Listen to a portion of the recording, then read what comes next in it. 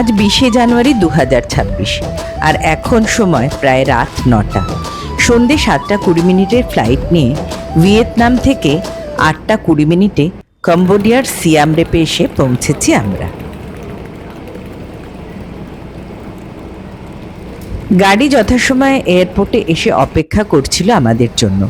Luggage ভরা হয়ে গেছে, চলুন যাওয়া যাক।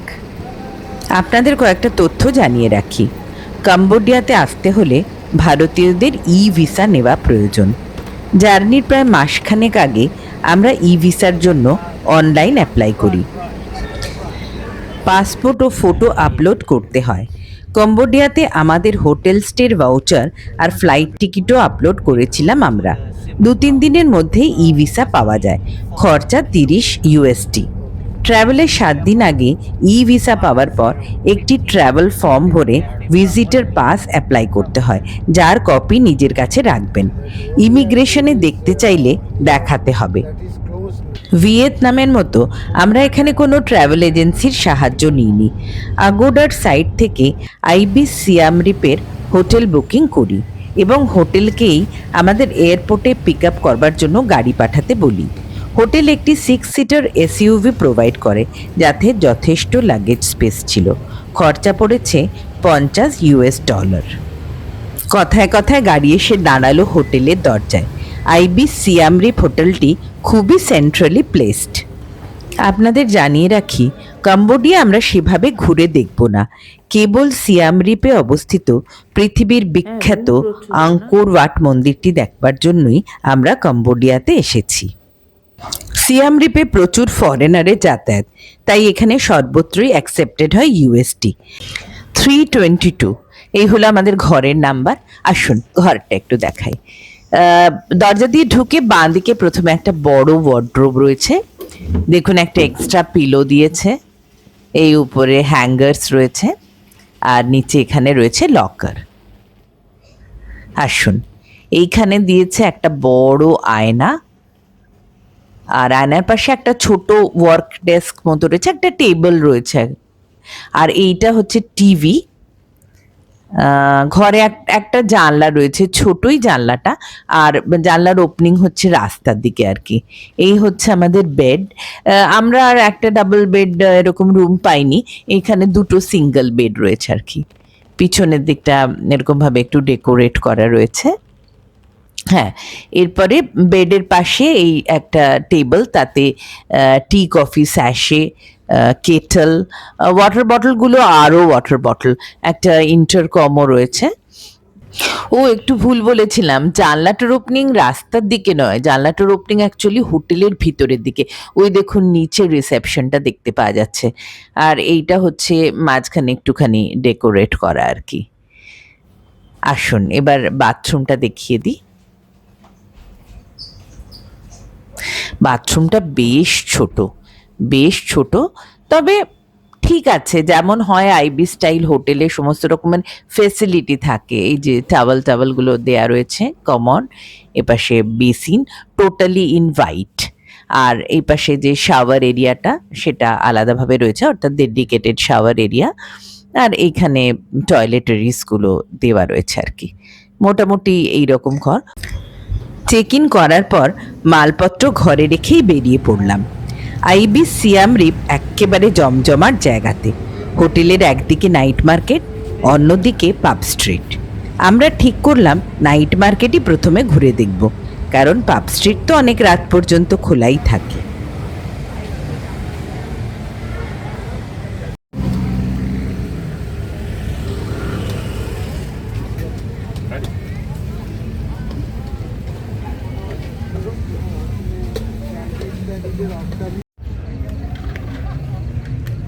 সিয়াম রিপ নদীর ওপরে ছোট ব্রিজ পার করে ওপারে নানা ধরনের লোকাল মেক জিনিসের দোকান, জামা কাপড়, ব্যাগ, জুতো, ঘর সাজানোর জিনিসপত্র। রাত অনেক হয়েছে, তাই দোকানিরা পসরা গোছাচ্ছেন।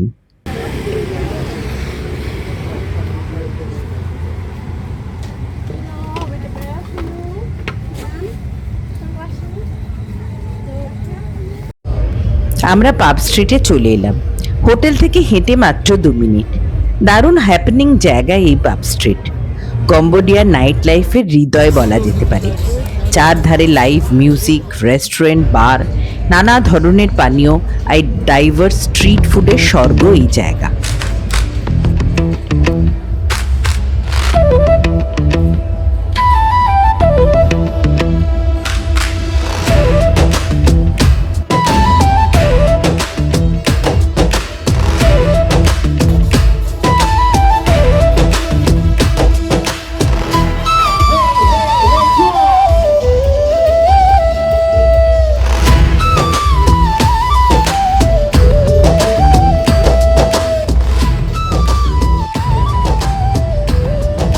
বেশ একটা ভিনটেজ লুকের রেস্তোরাঁয় ডিনার করার জন্য বসলাম আমরা।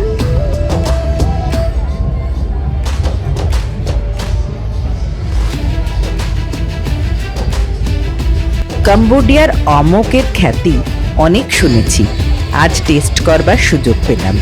ফিশ আমক অর্ডার করেছিলাম আমরা। ফ্রেশ ওয়াটার ফিশ ও বিভিন্ন রকমের সবজিকে ঘন কোকোনাট মিল্কে স্টিম করে তৈরি হয় এই পদ, সঙ্গে রেড রাইস। মন্দ লাগলো না, বেশ ভালো টেস্ট। ভালো লাগছে, হ্যাঁ, থাই ফুডের মতো।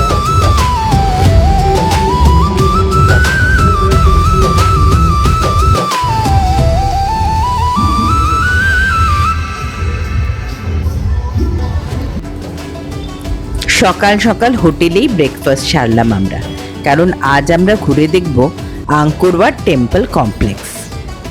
পাব স্ট্রিটে যানবাহনের চলাচল নিষিদ্ধ হলেও টুকটুকের অবাধ গতিবিধি সর্বত্র। খেতে খেতেই এক টুকটুকওয়ালার সঙ্গে দরদাম করে ফেলেছিলাম আমরা আজকের সিটি ট্যুরের জন্য। হাসি খুশি টুকটুক চালকটি তার ব্যবহার দিয়ে আমাদের মন জয় করে ফেলল। আঙ্কোরওয়াট কমপ্লেক্সের 5টি মন্দির ঘুরিয়ে দেখাবে সে। সময়ের কোনো বাধা নিষেধ নেই, তার উপরে যথেচ্ছ জল আর একবার বিয়ার ফ্রি। 9th সেঞ্চুরি থেকে 15 সেঞ্চুরি পর্যন্ত এই অঞ্চলে রাজত্ব করেন খেমের রাজবংশ। 802 খ্রিস্টাব্দে খেমের হিন্দু রাজা জয়বর্মন দ্বিতীয় নিজেকে স্বাধীন রাজা হিসেবে ঘোষণা করে খেমের রাজবংশের প্রতিষ্ঠা করেন। তার রাজত্বকালে প্রভূত উন্নতি হয় এই অঞ্চলের। তার বংশধর দ্বিতীয় সূর্যবর্মন 12 শতাব্দীতে শুরু করেন আঙ্কোরওয়াট মন্দিরের প্রতিষ্ঠা, যা আজও বিশ্বের সবচেয়ে বড় রিলিজিয়াস মনুমেন্ট হিসাবে পরিচিত। অরিজিনালি আঙ্কোরওয়াট ছিল ভগবান বিষ্ণুকে সমর্পিত এক হিন্দু মন্দির, কিন্তু 12th সেঞ্চুরির প্রায় শেষের দিকে 7th জয়বর্মন এটিকে বৌদ্ধ মন্দিরে রূপান্তরের কাজ শুরু করেন। আঙ্কোরওয়াট মন্দির চত্বর ঘুরে দেখবার জন্য অনলাইনে 1 দিন, 3 দিন ও 7 দিনের টিকিট পাওয়া যায়, যার খরচ যথাক্রমে 37, 62 ও 72 US ডলার। কাউন্টার থেকেও টিকিট পাওয়া যায়। আঙ্কোর আর্কিওলজিক্যাল পার্কে আছে ছোট বড় মিলিয়ে প্রায় 1000 মন্দির ও স্ট্রাকচার। এর মধ্যে সবথেকে বড় আকর্ষণ আঙ্কোরওয়াট টেম্পল। তাছাড়া রয়েছে বেয়ন, তাপ্রোম, বেন্টিসেরাই, প্রেখান এইসব মন্দির। আঙ্কোরওয়াট প্রধান মন্দির চত্বরে এসে গাড়ি থামলো। আমাদের বাহনটিকে ভালো করে দেখে নিন। শুধু যে গায়েই ভিআইপি লেখা তা নয়, ব্র্যান্ড নিউ গাড়িটির আরামদায়ক সিটে বসে সত্যিই ভিআইপি ফিল হচ্ছিল। সবাই তাই মেমরি বানিয়ে ফেললাম ওর সঙ্গে। আঙ্কোরওয়াট মন্দিরের এরিয়া প্রায় 400 একর। এক কথায় এই মন্দির বিশ্বের দরবারে কম্বোডিয়ার পরিচয়, আর তাই স্বাভাবিকভাবেই স্থান করে নিয়েছে কম্বোডিয়ার ন্যাশনাল ফ্ল্যাগে। 1992 সালে এটি ইউনেস্কো ওয়ার্ল্ড হেরিটেজ সাইটের স্বীকৃতি পায়। এই পয়েন্ট থেকে অরিজিনাল মন্দিরের স্ট্রাকচার শুরু। স্যান্ডস্টোন দিয়ে বানানো লম্বা পায়ে চলা পথটি গিয়ে সোজাসুজি পৌঁছেছে মন্দিরের ওয়েস্ট সাইডের মেন এন্ট্রেন্সে। শুনেছিলাম আঙ্কোরওয়াট টেম্পল কমপ্লেক্স থেকে সানরাইজের ভিউ অবিস্মরণীয়, কিন্তু গতকাল অনেক রাত হয়ে যাওয়ায় আজ আর অত সকালে উঠতে পারিনি। তবে আপনারা এখানে আসলে কিন্তু সানরাইজটা একদম মিস করবেন না। পথের ধারে রেলিংয়ের ভাঙা অংশগুলিতে রয়েছে সাপের আকৃতির স্থাপত্য। 7টি মাথা বিশিষ্ট নাগরাজের ফনাও ও সাপের দেহ দিয়েই বানানো ছিল রেলিংগুলি, যা এখন অনেকটাই ভেঙে পড়েছে। এই ধরনের স্থাপত্য খেমের আর্কিটেকচারে প্রসিদ্ধ।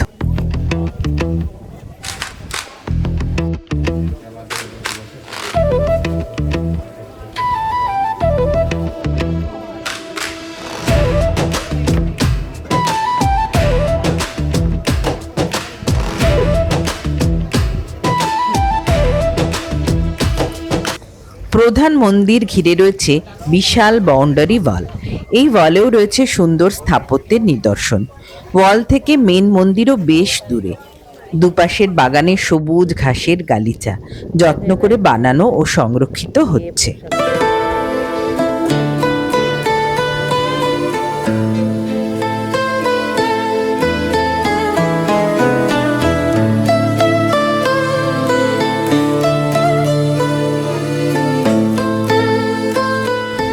এখানে প্রি ওয়েডিং শুটও হচ্ছে। ইন্সপায়ার্ড হয়ে আমরাও একটু শুটিং করলাম।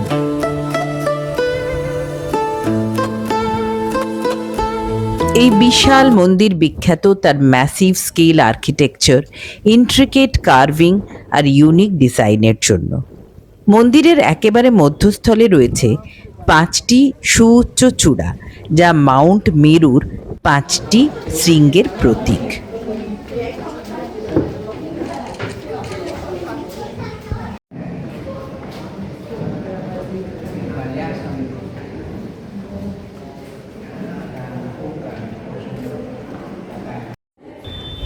এবারে মন্দিরের মুখ্য অংশ।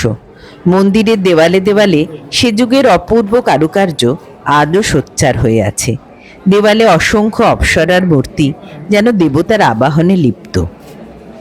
1986 সালে ভারতের আর্কিওলজিক্যাল সার্ভে অফ ইন্ডিয়ার সহায়তায় এই সাইটের রেস্টোরেশনের কাজ শুরু হয়, যা চলে 1993 পর্যন্ত। বর্তমানে আবার 2024-25 সালেও রেস্টোরেশনের বেশ কিছু মেজর কাজ করা হয়েছে। আঙ্করওয়াট মন্দিরের বিশালতা মনে বিস্ময় জাগায়। আজ থেকে 800-900 বছর আগে, যখন আধুনিক প্রযুক্তির ছোঁয়াও লাগেনি পৃথিবীতে, তখন এমন ম্যাসিভ স্ট্রাকচার গড়ে তোলা তৎকালীন কলাকৌশলের দক্ষতার নিদর্শন, তাতে সন্দেহ নেই। তবু মন্দিরের আনাচ কানাচ ঘুরতে ঘুরতে বারবার মনে হয়েছে ভারতের অ্যানশিয়েন্ট টেম্পল, খাজুরাহো, হাম্পি বা বেলুর হেলিবিদু স্থাপত্য শৈলী আরও অনেক সূক্ষ্ম, অনেক বৈচিত্র্যময়, অনেক নিখুঁত। এই যে সামনে খাড়া সিঁড়ি দেখছেন, একসময় পূজারী ও ভক্তবৃন্দ এই সিঁড়ি দিয়েই অনায়াসে উঠে যেতেন দেবতার মন্দিরে, কিন্তু আজ তা মনে বিস্ময় জাগায়।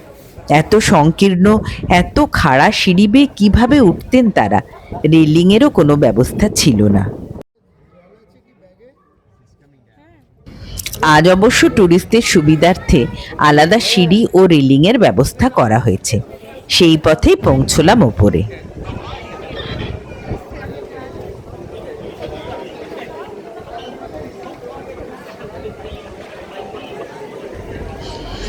অবশেষে বহু প্রতীক্ষিত সেই মূর্তির সামনে, যেখানে প্রতিষ্ঠিত ছিল অষ্টবাহু ভগবান বিষ্ণুর ভব্য প্রতিমা, আজ সেখানে সতাদেবা ভগবান বুদ্ধের মূর্তি।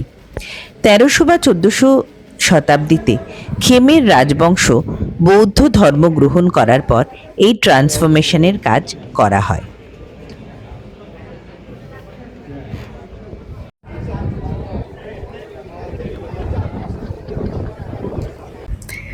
খেমের বংশের পতনের পর আঙ্করওয়াট তলিয়ে যায় অপরিচিতির অন্ধকারে। ফ্রেঞ্চ এক্সপ্লোরার হেনরি মট 1860 সালে এটিকে রিডিসকভার করেন ও পশ্চিম দুনিয়ার সঙ্গে এর পরিচিতি ঘটে।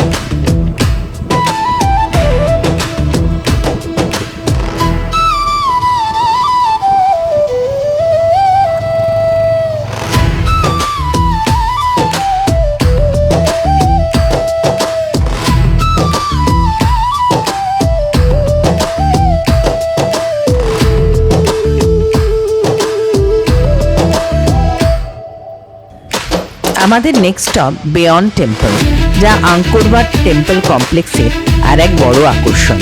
এই স্পেকট্যাকুলার মন্দিরটি 12শো শতাব্দীর শেষের দিকে স্থাপিত হয়েছিল।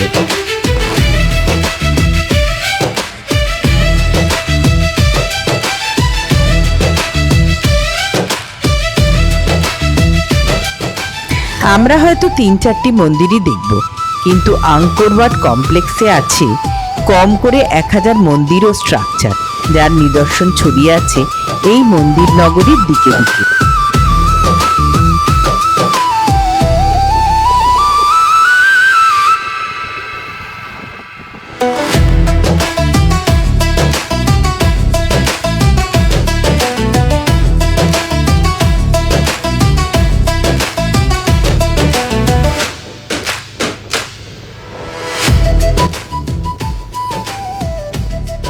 এর পরের মন্দির তাপ্রোম। 12th সেঞ্চুরিতে রাজা সপ্তম জয়বর্মন এই মন্দিরটি প্রতিষ্ঠা করেছিলেন। অরিজিনালি এটি ছিল বুদ্ধিস্ট মনাস্ট্রি আর ইউনিভার্সিটি।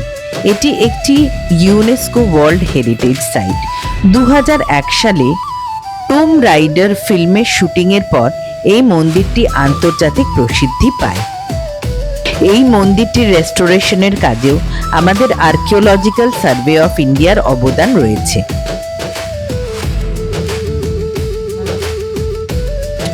কম্বোডিয়ান ওয়ারের কিছু সৈনিক যারা যুদ্ধে তাদের অঙ্গ প্রত্যঙ্গ হারিয়েছিলেন, তারা এখানে সঙ্গীত পরিবেশন করছেন।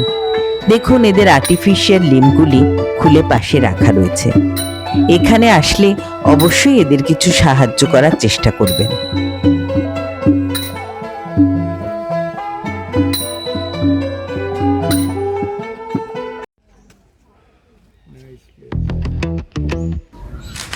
তাপ্রোম মন্দির কমপ্লেক্সের বিশাল উঁচু উঁচু গাছে ভারী শান্তির পরিবেশ চারিদিকে। পায়ে চলা পথটি গাছের ছায়ায় ঢেকে আছে।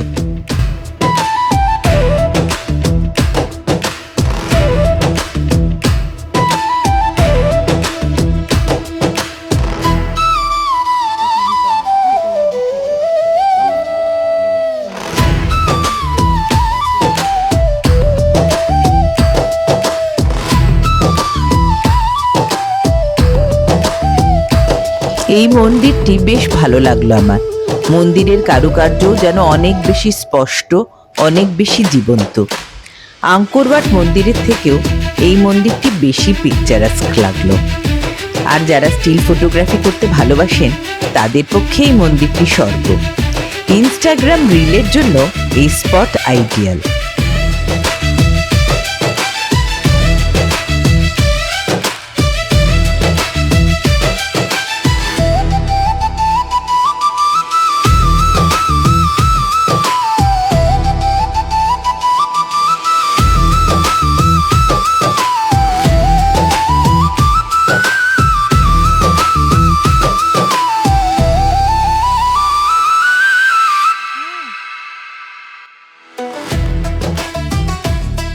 তাপ্রোম মন্দিরটি রেস্টোরেশনের পরেও পার্শিয়ালি জঙ্গল ওভারগ্রোথ স্টেটেই রেখে দেওয়া হয়েছে।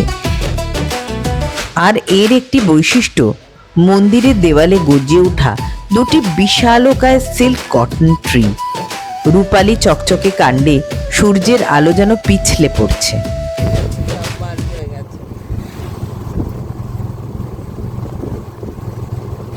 তাপ্রোম দেখা শেষ, টুকটুক এগিয়ে চলেছে পরবর্তী লক্ষ্যে। দেখুন কি অপূর্ব এক টেম্পল। এর নাম প্রি-রূপ টেম্পল। 10th সেঞ্চুরিতে রাজা রাজেন্দ্র বর্মন এটি প্রতিষ্ঠা করেছিলেন।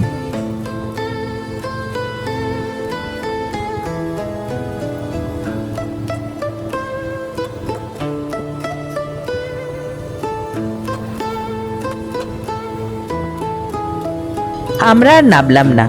পুরো সিয়াম রিপ অপূর্ব সুন্দর, গাছপালা, ওয়াটার বডি, তারই মাঝে মাঝে অপূর্ব অ্যানশিয়েন্ট সব টেম্পল কমপ্লেক্স, সব মিলিয়ে যেন এক অন্যই জগতে চলে এসেছি।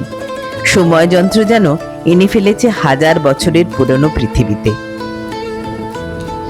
অথচ দেখুন, তার পাশে যখন এই ভবিষ্যৎ প্রজন্মকে দেখি নিজের অতীতকে খুঁজতে ঘুরে বেড়াচ্ছে আঙ্কোর কমপ্লেক্সের পথে পথে, তখন মনে হয় এদের মধ্যে দিয়েই তো আমাদের পরম্পরা, আমাদের ঐতিহ্য, আমাদের সংস্কার প্রবাহিত হবে এক যুগ থেকে অন্য যুগে, এক কাল থেকে অন্য কালে।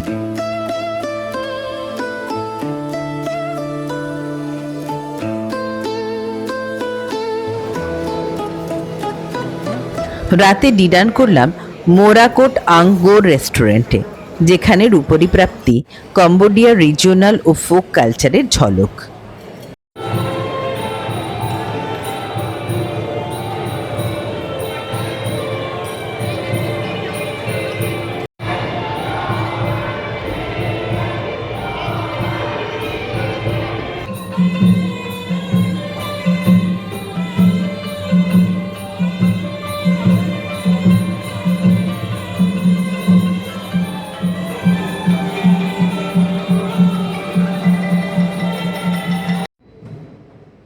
আজ 22শে জানুয়ারি 2026।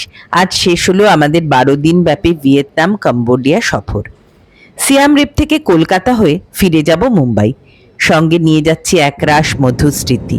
ভ্রমণ সত্যি মানুষকে কত ঋদ্ধ করে। বই পড়ে হয়তো জেনেছিলাম ভিয়েতনাম ওয়াল অথবা আঙ্কোর ভাট মন্দিরের কথা, কিন্তু সাধারণ মানুষের ব্যথা, বেদনা, আশা, আকাঙ্ক্ষা তখনই উপলব্ধি করা যাবে যখন তাকে আমরা সামনে থেকে চিনব, জানব। সাংঘাতিক পরিশ্রমী এই মানুষগুলো জানেন ট্যুরিজম তাদের আর্থ সামাজিক জীবনে কতখানি গুরুত্বপূর্ণ।